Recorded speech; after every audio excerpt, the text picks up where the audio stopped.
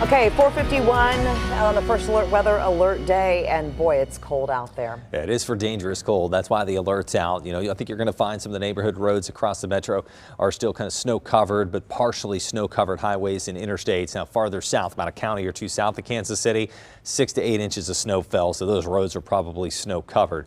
Today, Thursday, Friday, morning wind chills between -10 and -30 degrees. The actual air temperature falling well below zero, especially tomorrow morning. So this could result in more school cancellations on Thursday and possibly on Friday. But as we look ahead past the weekend to next week, get ready for it to feel like spring. High temperatures will reach into the 50s and possibly even the lower 60s. That's on the way next week. But for today, over the next 12 hours, frigid. Wind chill values this morning about -15 degrees.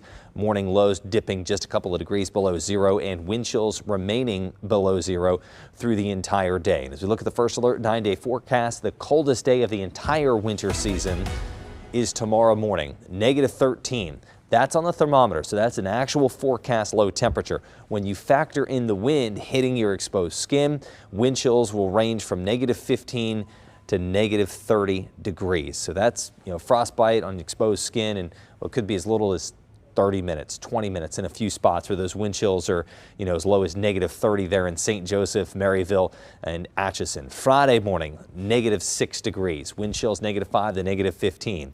And then noticeably warmer for the weekend. 36 degrees Saturday, 49 on Sunday.